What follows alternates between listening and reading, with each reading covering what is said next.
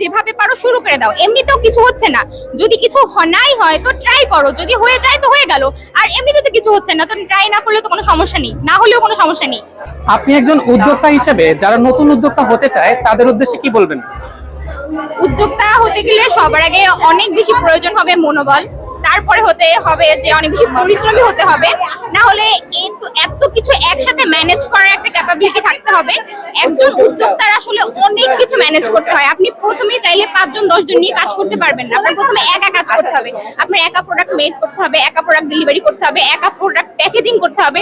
আপনার সবকিছু একা স্বাবলম্বী করতে হবে। সো আপনি যদি এক হাতে 10 জনের কাজ করতে পারেন তাহলে আমি বলবো যে আপনি উদ্যোক্তা হন। দেশের বেকার সমস্যা সমাধানে আপনার মতে করণীয় কি হতে পারে? বেকার সমস্যা সমাধানই হচ্ছে চাকরি বাকরি পড়াশোনা। আসলে সবাই যে চাকরি বাকরি করে অনেক বড় লেভেলে যেতে পারবে এটা তো হয় না। তো বেকার সমস্যা সমাধানে আমার সবার উচিত নিজ থেকে, ছোট থেকে যদি আমরা কিছু করতে পারি, আমাদের নিজের ব্যক্তিগতভাবে যে ট্যালেন্ট আছে সেটা থেকে, কেউ সেলাই পারি, কেউ কবিতা আবৃত্তি পারি, কেউ গল্প বলা পারি, কেউ হচ্ছে ভালো সেলস করতে পারি, মার্কেটিং করতে পারি। তো এই সব কিছু মিলে আমাদের কাছে যে ট্যালেন্ট আছে সেইটা থেকে যদি আমরা শুরু করি, সেইটা থেকে একটা ইনকাম করা সম্ভব। আচ্ছা, আপনি যদি পিরোজপুরের এমপি হতেন সর্বপ্রথম কোন কাজটি পিরোজপুরের জন্য করতেন? এটা খুবই কঠিন একটা প্রশ্ন। অবশ্যই আমি সবার আগে প্রথমে নারীদের জন্য কিছু করতাম। তারা যাতে ঘরে বসে কিছু হলে ইনকাম করতে পারে তাদের আমি একটা ব্যবস্থা করতাম। তাদের জন্য বিভিন্ন টাইপের কোর্সের ব্যবস্থা করতাম।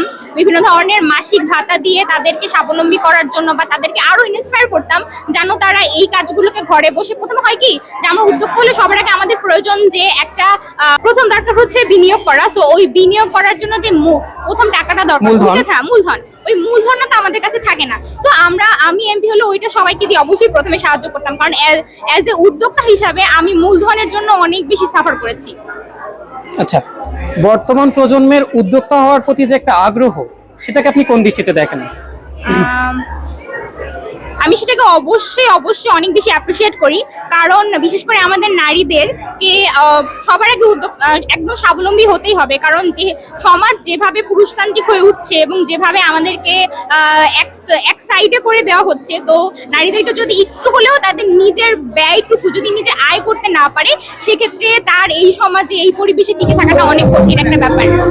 একজন উদ্যোক্তা হিসেবে একজন বেকার যুবক বা যুবতীকে আপনি কি বলতে চান?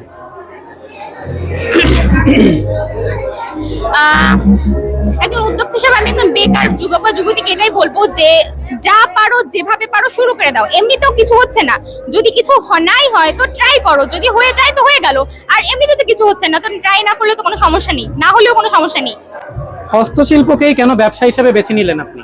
হস্তশিল্পকে বেছে নেওয়ার পিছনে আমার লাইফের আলাদা একটা জার্নির ব্যাপার আছে। এটার জন্য আসলে অনেক দূরে যেতে হবে, অত দূরে না গিয়ে আমি লং স্টোরি শর্টে বলবো। সো লকডাউনের সময় বিশেষ করে যখন ঘরে বসেছিলাম, কোথাও যাওয়া যাচ্ছিল না, কোনো কিছু করা যাচ্ছিল না, তখন ওই সময়টাকে আসলে কাজে লাগানোর জন্য আমি কাজটা শুরু করি। তখন আমি শুধুমাত্র নিজেই কাজ করতে করতে শুধুমাত্র আমি জ্ঞান অর্জন করি। এরপরে আমি মনে করি যেহেতু আমি এত কিছু শিখে ফেলেছি, তাহলে এখন এইটাকে আমি বিজনেস হিসাবে নেই। তো সেইখান থেকে আমি এখানে বিজনেস হিসাবে এটাকে নিয়ে এসেছি।